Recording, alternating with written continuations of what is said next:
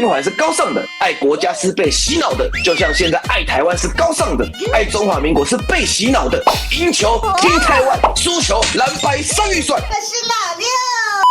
谁说民进党支持者反对中国文化的？西方他的认知作战早在100年前的清末民初时代就开始了，一个元清非中国论，现在很盛行。因为台派他想用清朝不属于中国来割断台湾跟中国之间的关系，但是我还不能够宣布台独，所以只好加大仇中返华的力道，搞出了各种元清非中国论的威力加强版。所以屈原是楚国人，不是中国人哦；汉朝是楚人刘邦建立的，跟中国无关哦；李白也不算是中国人哦，真的很智障。他们明明就信奉春秋战国时代公孙龙为主的名家啊，屈原爱的应该不只是楚国，而应该是整个周帝国。这个很明显就是先射箭再画靶。如果你真的要拿古代的历史来对比两岸，东迁的西晋，南迁的南宋，都比楚国更适合拿来对照今天的台湾跟中华民国。中华民国它是失去了大陆国土，被迫迁移到自己本来就有的台湾岛上偏安，而不是跟周王朝还有楚国关系一样。这个在历史学上都是常识，不会有人就不懂。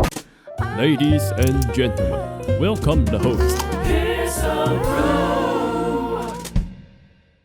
马斯克他的 USAID 那算什么？西方他的认知作战早在100年前的清末民初时代就开始了，直到现在都还没有被人抓到啊，连发现他们存在的人都很少，甚至当事人都没有觉得自己正在配合西方做认知作战。中国在100年以前，因为在工业革命上晚西方列强一步，导致了国家衰落，让中国人尤其是知识分子对传统中国的文化产生了认知层面的心态扭曲。这个心态从清末民初延续到今天，大陆因为国力跟科技真的强了起来，所以开始反思还要发扬自己的传统中国文化，反而是台湾这边完全忘记自己的中国传统文化，不断的往西方价值靠拢。简单来说就是外国的月亮比较圆啦，蔡英文跟萧美琴被很多人吹捧，跟他们本人的能力无关，因为他们身上带着浓浓的西方味道啊。100年前就开始的认知作战啊，很有一个就是元清非中国论。这个论述的产生跟日本侵略中国的政治意图是不可分的。后来日本2战打输啊，这个论述也就渐渐被大家遗忘。可是这10多年，这个论述又被两岸亲美的反华人士大力鼓吹，元清非中国论竟然借尸还魂，不但将老酒改了新包装，还发明了元清非中国论的花式加强版。所谓的元清非中国论，就是元朝跟清朝不是中国历史的一部分。中国历史上所谓的清朝跟元朝时代，是汉民族被满洲人、蒙古人殖民奴役的时代。这种论述会采用东北亚游牧民族的观点去解释中国历史。虽然我也不知道什么叫做东北亚游牧民族的观点，因为看这些人解释中国历史的时候，我们只是看到他不断吹捧蒙古人跟满洲人，然后贬低他们心中的汉人。其实我们看不到什么东北亚民族的视角啦。简单来说，就跟台派拼命吹捧原住民来贬低汉人是一样的做法。元清非中国论这种论述现在很盛行，就是因为台派他想用清朝不属于中国来割断台湾跟中国之间的关系，还有外国真的很爱中国想要用清朝不属于中国造成中国的分裂，所以希望中国最好分裂成7个，真的很智障。不过这个现在在台湾的各大历史景区，只要跟清朝有关的，他都把它改成清国。比如说中日甲午战争变成亲日甲午战争，中日马关条约变成亲日马关条约。讲这些话的人，他们是把台湾人当智障，他们希望用白马非马的扭曲尝试的观点去获取政治上的利益。对啊，谁说民进党支持者反对中国文化的？他们明明就信奉春秋战国时代公孙龙为主的名家我们都以为名家已经在历史长河中被淘汰掉了，没有，他在2000年后的台湾复活了。但是我们只切清朝在中国历史之外，政治洗脑意味太浓了嘛，所以我们就拉个元朝一起来陪葬啊。可是到最后因为执政了还不能够宣布台独，怕被看破手脚，所以只好加大仇中返华的力道，搞出了各种元清非中国论的威力加强版，就是能够找到借口的都不是中国哦。所以屈原是楚国人，不是中国人哦；汉朝是楚人刘邦建立的，跟中国无关哦。李白他其实不是大唐帝国出身的哦，他是吉尔吉斯人，也就是说，就算是照韭菜的中国朝代论，李白也不算是中国人哦。大家听起来很神奇哦，可是这说法也不是空穴来风，这是明初学者郭沫若的考证杰作。他们这些学者认为，李白他出生在唐朝西域的碎叶城，这个碎叶城今天位置是在中亚，吉尔吉斯楚属河托克马市附近。不过郭沫若他们的依据是根据唐人为李白写的一篇，李白他是梁武昭王李杲的9代子孙，因为隋朝末年战乱，所以李白的先祖避居碎叶城，到了武则天的时候呢，又搬回了广汉。所以根据上述考据，李白先祖李杲的籍贯是今天中国甘肃省定西市夷陵瑶县，所以李白就算在吉尔吉斯的境内出生，依旧是中国甘肃省人。李杲子孙的另一个分支就是唐高祖李渊。李白出生的碎叶城在唐朝是属于中国的。唐太宗贞观14年到唐德宗贞元6年，在那边设立了安西都护府。其实墓碑上并没有说李白生在碎叶城哦，只是说李白的父祖辈曾经因为隋乱避居碎叶城。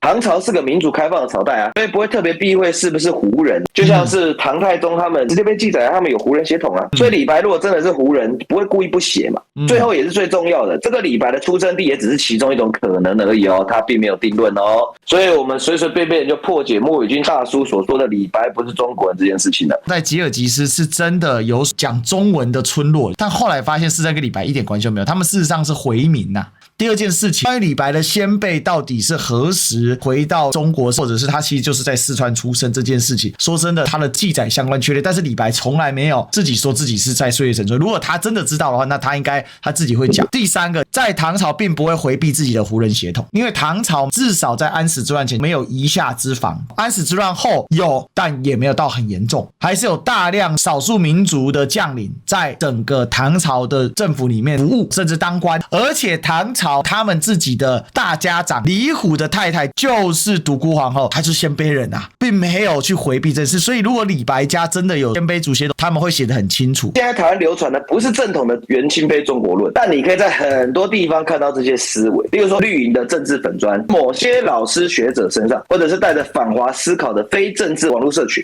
那这些人很多是名校出身的，很有成就，那有的看起来跟政治无关，但他们都修了同一套原亲卑中国论的内功，所以一讲起中国、中华民族啊、中华文化，就逻辑错乱到让你怀疑，是我智商有问题还是他智商有问题？只要他不尴尬，尴尬的就是你。所以单独解释原亲卑中国论是不能够完整呈现独属于台湾的美式日式洗脑的自缺氛围啊。屈原他是爱国诗人这件事情，应该是中国的普遍常识。不过呢，只要你有心，屈原他也可以是不爱国的诗人。这个粉专他是这样子写的：当时的楚国只是一个诸侯国，如果称他为爱国诗人的话，以今天的观点，那他爱的应该不只是楚国，而是整个周王朝。所以如果将屈原看成一个爱国诗人，恐怕过于草率了。从那篇文章下面的留言，我们可以看出，这个作者本来不是写周王朝，而是周帝国。所以他的原文应该是屈原爱的应该不只是楚国，而应该是整个周帝国。这样子违反常态的将周王朝改成周帝国，再搭配上他的论述说我们必须知道，爱国并不是人类的本能，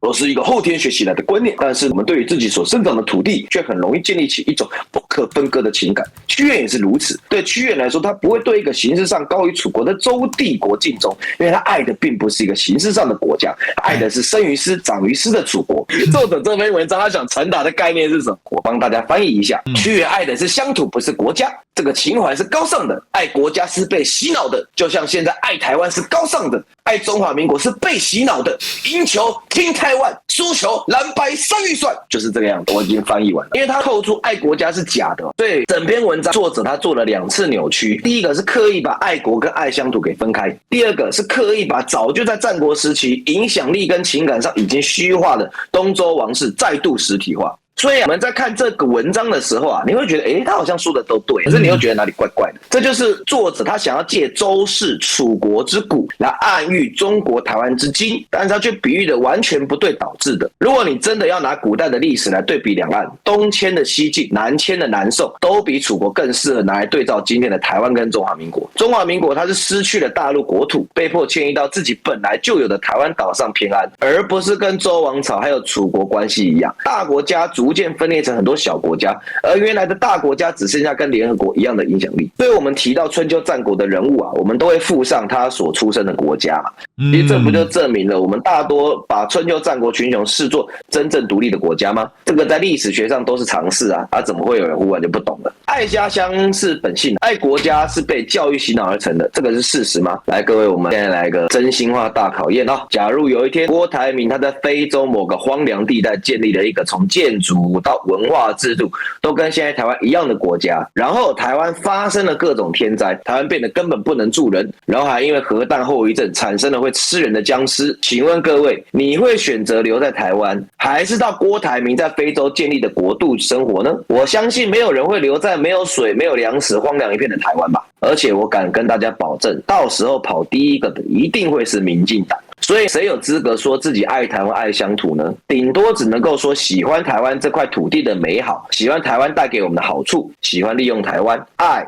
跟喜欢是两回事，爱是付出，喜欢是获取。这个粉专所说的爱，其实就只是习惯、喜欢、适应自己出生的地方跟国家。贴哥爱家乡跟爱国家本来就是一种扭曲，家乡跟国家之间的确有可能出现必须二选一的时候啊，像是国共内战，很多人东渡来台就是选择国家不选择家乡啊。那选择留在大陆的那些人，就是选择了家乡而舍弃了国家。可是这个状况完全不适用在屈原身上啊，把爱自己的国家当成被洗脑，所以写一篇屈原是不是爱国的反思，这个很明显就是先射箭再画靶嘛。那我先来讲一下这个粉专，它看起来教的是国文跟历史，但其实藏着的是政治意图。这个就是几年前一度很有名的粉专，地表最强国文课没有之一。屈原这一篇文章，它是写在2015年的9月，离他粉专开张才4个月哦。当时执政的是国民党，在2015年他还写了不少类似调性的文章，而这些文章都很扭曲。一个对你有防备心的人，你要改变他的意念跟情绪方向本来就很困难，这就是人性啊。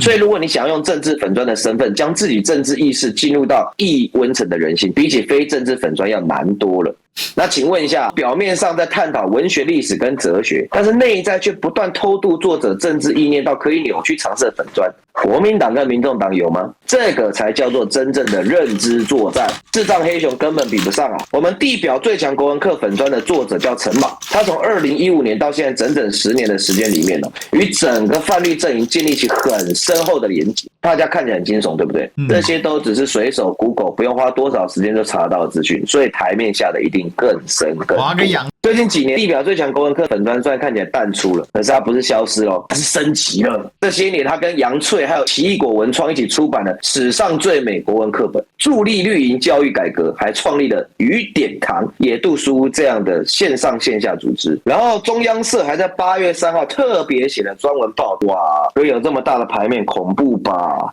谁说像我一样读中文系会饿肚子啊？你像陈莽一样用中文系学到的知识来蒙骗大众，就可以赚到钵满盆满，好不好？陈莽他们这一票绿营的后起之秀啊，虽然没有在政治台前发光放热，但是他们正在用自己的专业跟兴趣，用历史、哲学、文学，在深海里面坚实壮大台独的冰山底座啊。朱家安他掌舵哲学，陈莽他扭曲中文，朱宥勋他垫高台湾。至于历史这个是他们的前辈一直在做的事情。这样的全面性重构台湾人的心灵国族情感系统，可以说是方方面面滴水不漏好了。这么说好了啦，我们这边只有一个跟政府对抗的历史哥，对面有好多个被政府资源重点栽培的历史帝。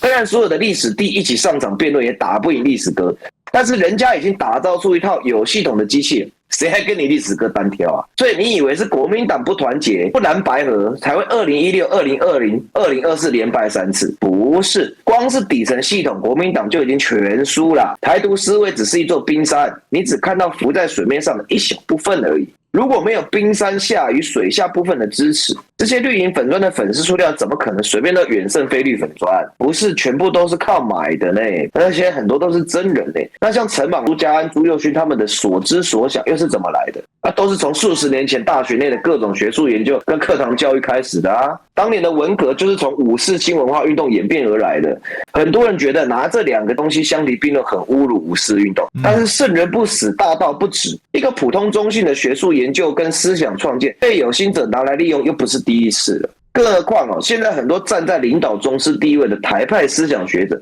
他们的初心本来就不单纯。那些前辈播下来的种子，借着他们教过的学生，在网络社群开出最漂亮却也最毒的花朵跟果实。更惨的是以前只能在学术领域挖空心思、扭曲一切的学者现在终于可以进入庙堂，建立起新党国体制了。这样的逆行变成制度内外尽在我手的绝对优势。国民党现在才要还击，太晚了。更可悲的是现在的国民党连大罢免这种顺风球都能够慢好多拍啊！